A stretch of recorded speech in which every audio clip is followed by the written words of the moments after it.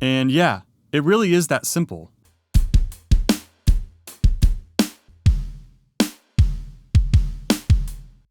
Man, I would have got so much use out of this like 10 years ago.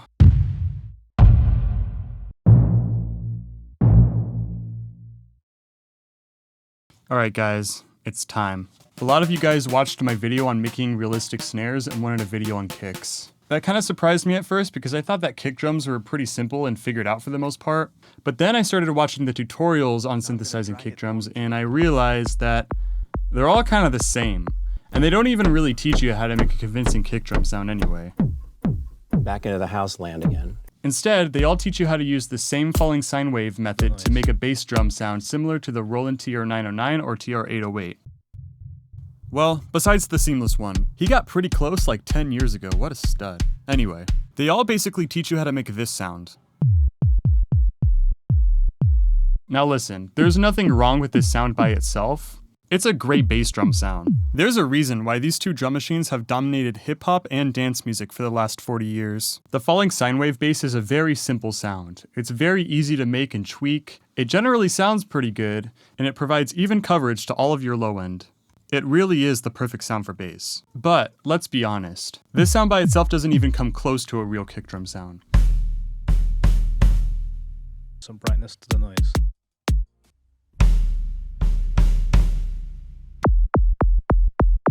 It's boring and lacks character. It's also really overused at this point and doesn't work for all styles or genres. Not everyone wants their music to sound like the 2007 Newgrounds audio portal. Wait, were you guys even around for that? Or 2017 SoundCloud for that matter, although I suspect that most of you guys are making music like that. Sometimes in styles like dub and boom bap, we're looking for a grittier, muddier, more mid-rangey, or just generally unpolished drum sound. And in heavier styles like metal or dubstep, or anything under the rock umbrella, we're looking for a kick with aggressive attack.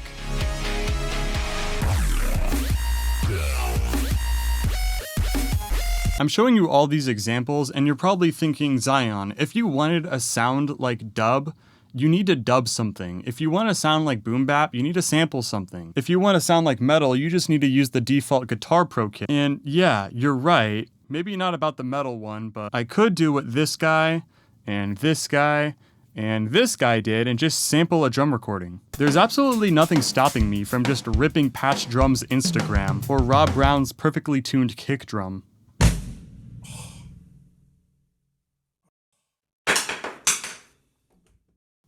And nothing's going to stop me, by the way. But the truth is that we don't need to sample a kick drum to get that dub or rock kind of sound. We can make kick drum sounds that sound like that. It's not that hard to do. There is no reason why synthesized kick drums have to sound like one of these two drum machines. So that's the video for this 6-month period, or however long it takes me to make another video, I don't know. This is how to make the other kicks.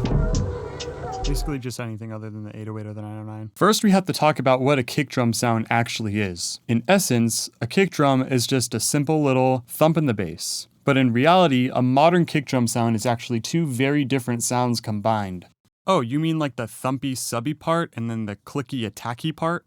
Actually, no, that's not what I'm talking about. I'm talking about nearfield recordings versus farfield recordings. 99% of the time when we think about a kick drum recording, we're thinking of the nearfield sound. This sort of huge punch of sub bass with a clicky attack character.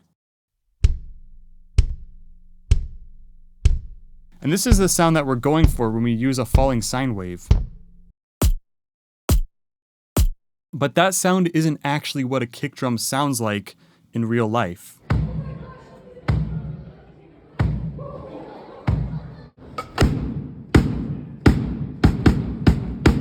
This kick drum has a big sound. Because you see, the only reason why kicks sound so thumpy and punchy in the bass is because we shove a microphone inside of it and feed that into a preamp, effectively turning the entire PA system into a freaking cannon. And not just any microphone either. Usually microphones that are specifically designed for kick drums. Nobody listens to a live drum kit from inside of the kick drum. No, you don't. Shut up. Be quiet. The sound from here is probably a less ideal sound for a kick drum sample, but it's the genuine sound of a kick drum from the listener's perspective. In a studio recording, this sound is picked up from overhead mics, room mics, or bleed. Check out the room track.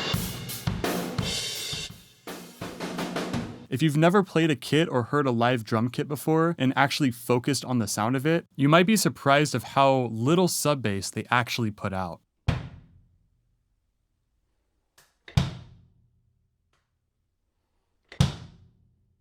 They are still pretty explosive and have a considerable amount of bass, but most of that bass is actually focused in the 100 to 200 hertz range. They really don't move mountains unless you shove a microphone into it.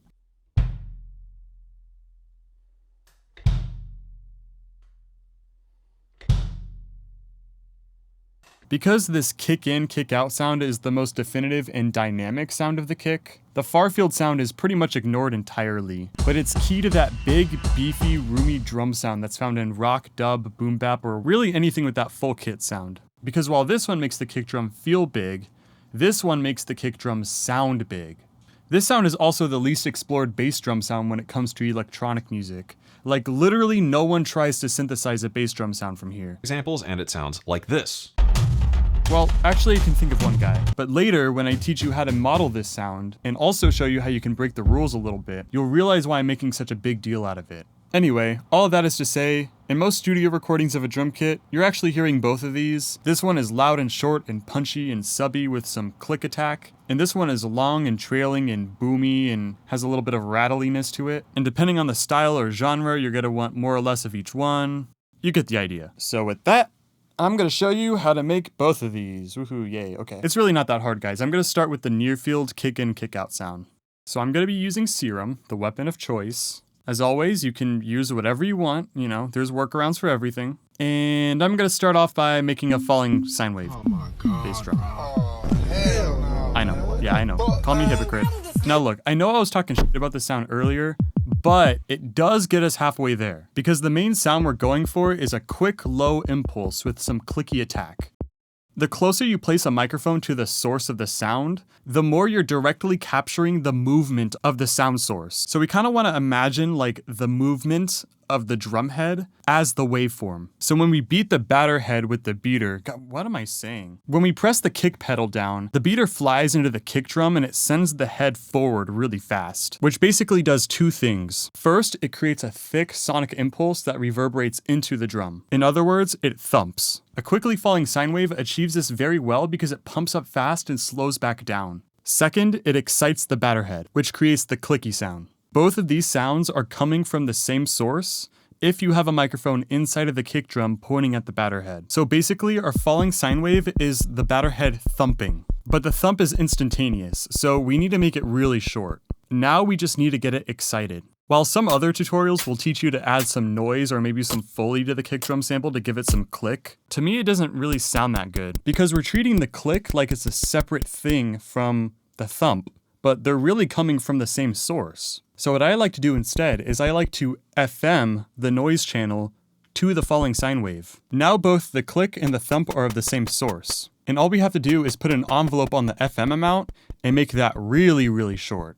I like to go with an instant attack, maybe 1 millisecond of hold and maybe, I don't know, 2 to 10 milliseconds of decay. And now we have this. All that's left to do now is to model the microphone and the position of the microphone. And listen, right, I can get really stupid and scientific about it, but I'm not going to, because kick drum microphones are really over-engineered, and I'm not about to model all that. So this is all you gotta do, guys. It's not that hard. You just slap some EQ on, you scoop out all those mids, you boost the bass a little bit, and you boost the highs a lot to give it click, and that's it.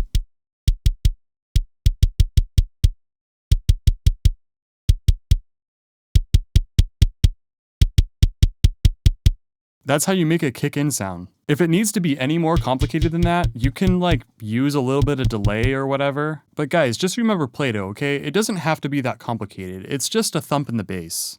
If you wanted some of that kick-out sound from the reso head, technically the correct way to do that would be to add another sine wave with like a slow envelope on it. But honestly, I find it way easier just to like, I don't know, just put a little boost in the bass wherever you want it. 60 to 80 hertz with high Q for a little bit of sustain, and yeah, there's the reso sound.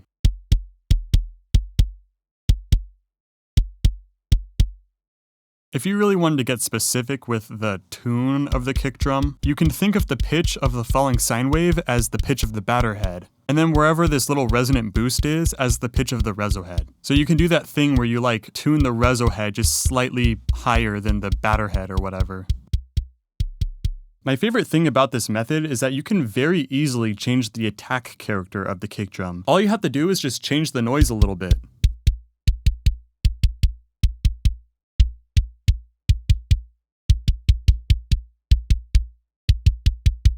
If you can't use noise to FM the oscillator, you can just FM with a different oscillator instead. Just try to pick a waveform that's kind of chaotic and noisy, and play around with the pitch until you get what you like.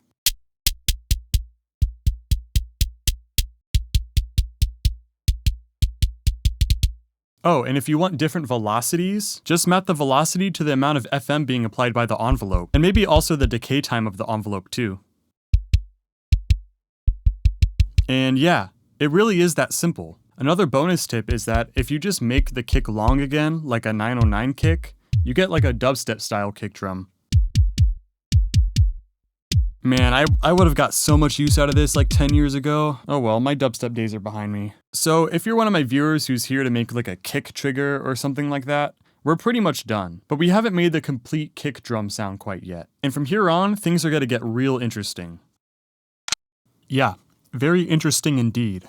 Hey guys, it's Zion from like 2 months later. I'm still a little bit sick from New Year's, so bear with me. So a couple months ago when I was recording this script for like the 3rd time, for this whole second half of the video, I was gonna talk about how Car Plus Strong modeling doesn't really work for making kick drums, and how I instead opted to use white noise to create the second half of this kick drum sound. So the way this idea came about is that a kick drum from far away, it doesn't really sound like a subby impulse. It sounds more like a burst of noise or like a burst of air.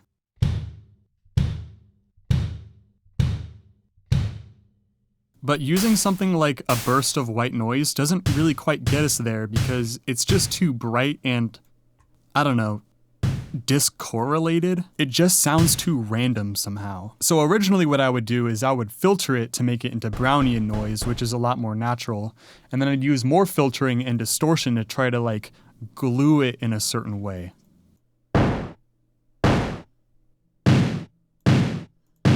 And it sort of works. It sounds very explosive. Like you can pass this on as some sort of kick drum, and if you fiddle with the parameters enough, you can even get it to sound convincing.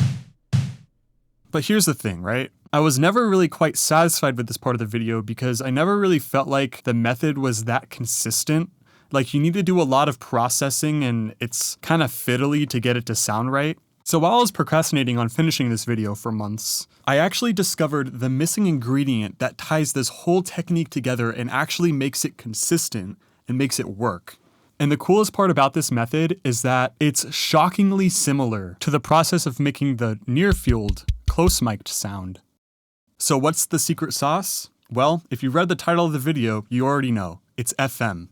As it turns out, I was on the right track with the whole white noise thing. Believe me, Car Plus Strong really does not work for this. Kick drums are tuned so low that they don't really have a definitive pitch. So if you wanted to make a Car Plus Strong model of a kick drum, it would have to be so complex that the end result basically resembles noise anyway. So it's just easier to use noise. The problem with noise, however, is, like I stated before, it's just too decorrelated. It's too random. There's nothing gluing all of the noise to like a singular source. But if you instead FM something using noise, now that something acts as like an actual material or medium in which the noise is exciting through. Okay, so at this point, I need to give a bit of a disclaimer. I actually don't really have any idea how this works so well or why it works. I'm gonna try to give my best explanation of how this is actually modeling the sound, but to be honest, I'm only pretending that I know what I'm talking about at this point. Me trying to wrap my head around how this works and why it works is just prolonging the release of this video even further. So I'm just gonna make the tutorial now and then I'll figure out how FM can be used to accurately model any 3D object that is being sonically excited sometime in the future, and maybe Maybe I will make a video on that if I'm not procrastinating even more. Okay, so with that disclaimer out of the way, yes, we are going to be using FM to create the second half of this kick drum sound. It's stupidly simple.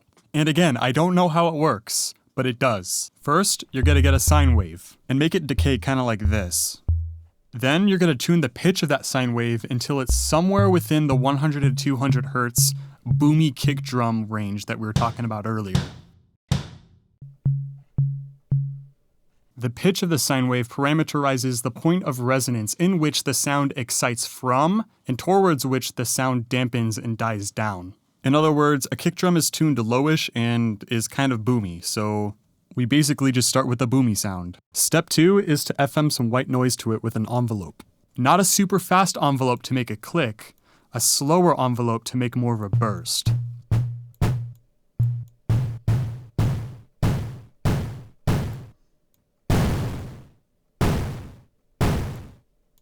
The amount of FM that's taking place is absolutely paramount. If you just min-max the FM amount, it's not going to sound right at all.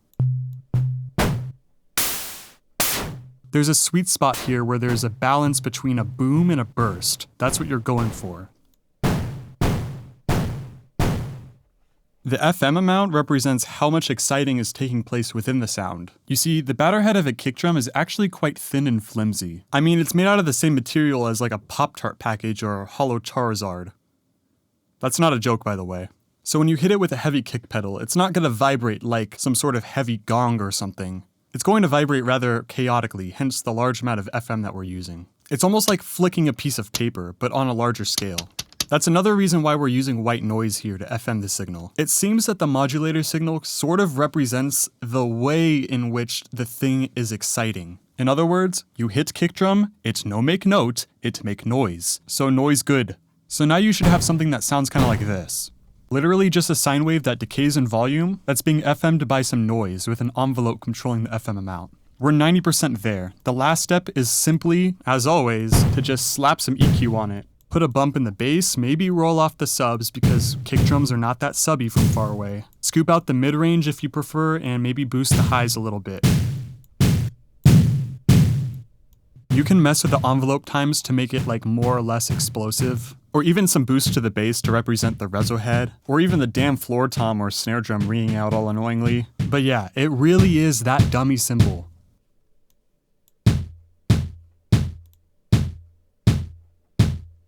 So now that we have these two sounds created, we can finally get the complete sound of a kick drum. Simply trigger both of them at the same time, then just mix to taste.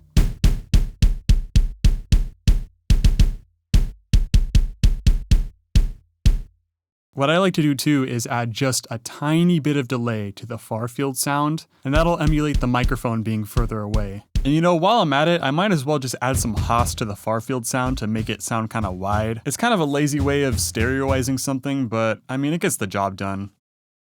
Example time.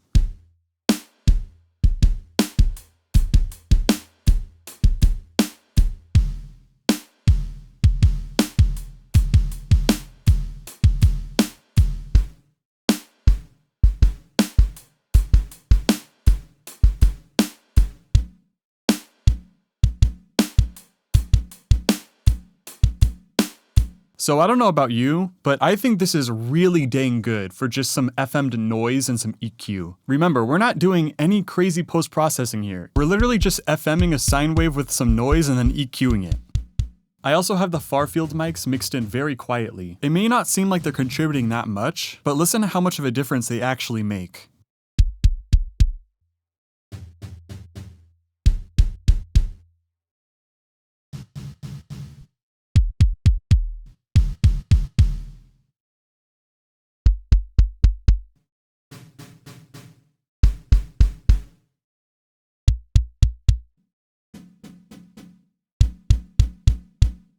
Oh yeah, and for the curious among you, yes, my snare drum is Serum doing Car Plus Strong modeling. Gotta self-represent, you know? The heads are nothing special though, they're just a sample. So let's recap both sounds really quick. To make a kick-in, kick-out sound, you're gonna start with a very short falling sine wave. Basically a fat subby impulse. Next, you're gonna FM some noise to it with an envelope, and the envelope is gonna be very, very short. So short that it's like a little click. Then you just flavor it up with some EQ. Add a small boost to the bass to emulate the reso head. Change the pitch of the kick drum using the pitch of the sine wave. And change up the noisy modulator signal to change the character of the attack. To make the farfield sound, it's very similar. You're going to start with a bassy sine wave that decays in volume. Then you're going to FM some noise to it with an envelope, and tune the FM amount until it sounds like a boomy burst of noise. Then simply adjust the amplitude envelope to taste, and put some EQ on that as well to shape the tone. Then simply trigger both of them at the same time, maybe the farfield one with a tiny bit of delay, and just mix to taste.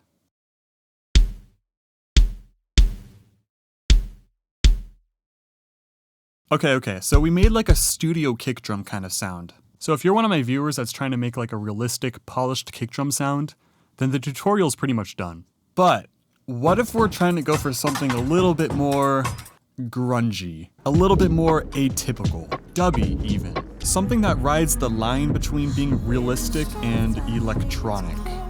Well, this is where we can take the principles that we learned and break the rules a little bit.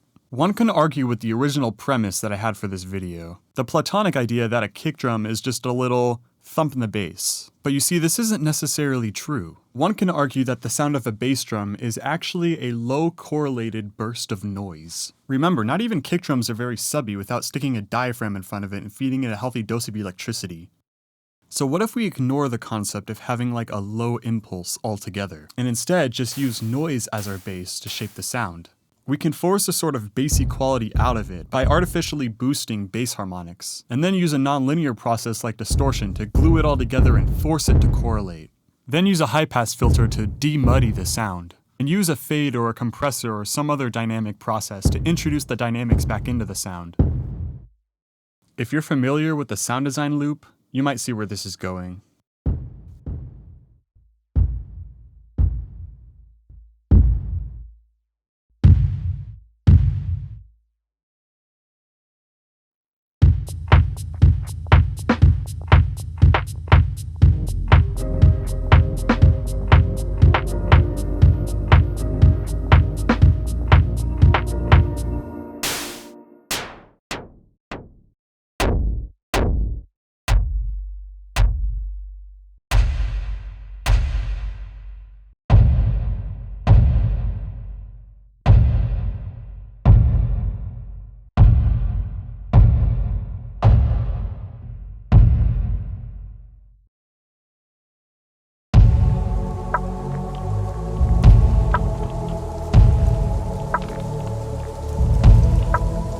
Heck, we don't even need to use noise. We can use anything, like literally anything.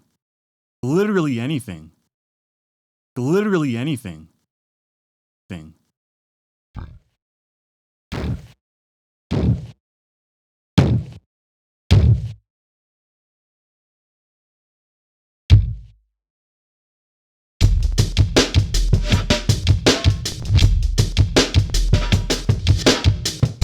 Here's a question for you. What kind of sound is like in between being a note and being noise? That's right, a supersaw. What if we use a supersaw to try to get more of a tympanic kick drum sound? Almost like you're hitting the kick drum really softly, so it's a little bit more resemblant of like a tom or something.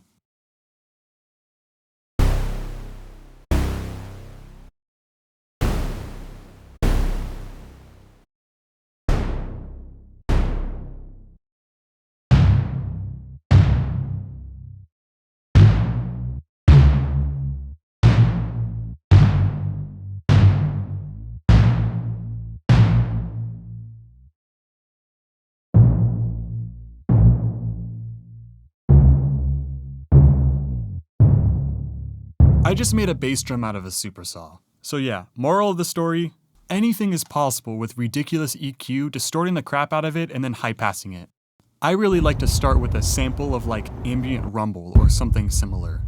And look, I realize that we're coming full circle with this now, right? It's kind of ironic. I could just be using a kick drum sample, but like, please point me to a recording that I can dub that gives me this kind of sound.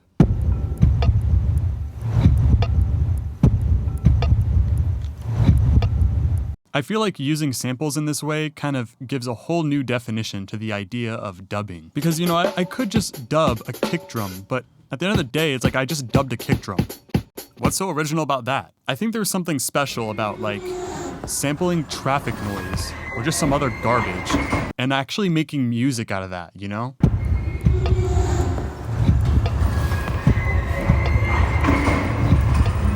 And isn't like that the whole point, right? Aren't we just trying to just take nothing and make it into something? Isn't that what we've always just been trying to do with art this whole time?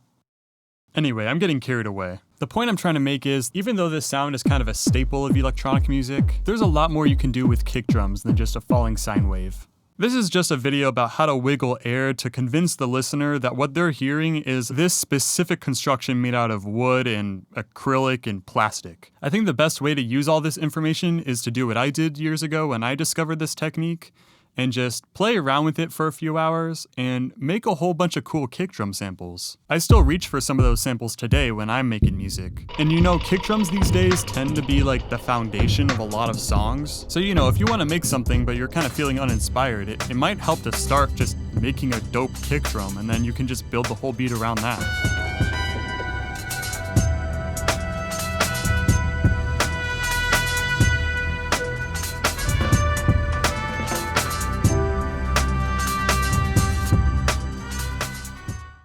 Anyway, this was probably the longest tutorial on how to make a kick drum sound, like, ever. So if you've made it this far, God bless, thank you very much for watching. I promised I'd make this video months ago, and it kinda took unnecessarily long to finish. There's a few reasons for that. I'm embarrassed to admit that I wrote and recorded the script for this video like 3 or 4 different times. I kept learning more and more things about making bass drum sounds, and every time I recorded the script, it ended up being way too long. Hell, this video is still way too long in my opinion. But anyway, yeah, there was a lot to talk about, so it was kind of hard to organize all the information in a digestible way. The end of 2024 was also just really busy. I was finishing up this worship album that I produced from pretty much start to finish, and in the live show industry, autumn time is just busy season. I'm also helping my bros produce a metal album right now.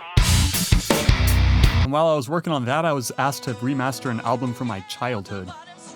Yeah, that's a really interesting story. I have to make a video on that. It also just takes me a long time to make videos in general because I'm not very good at it. And I'm also very perfectionistic, which definitely doesn't help. It's actually become such a problem for me that I've thought about making videos on battling perfectionism in case it's a problem for other people. But at this point, I'm probably making way too many promises that I'm not sure if I'll be able to keep, so... Anyway, thanks for sticking around, listening to my rambling and all that, and yeah.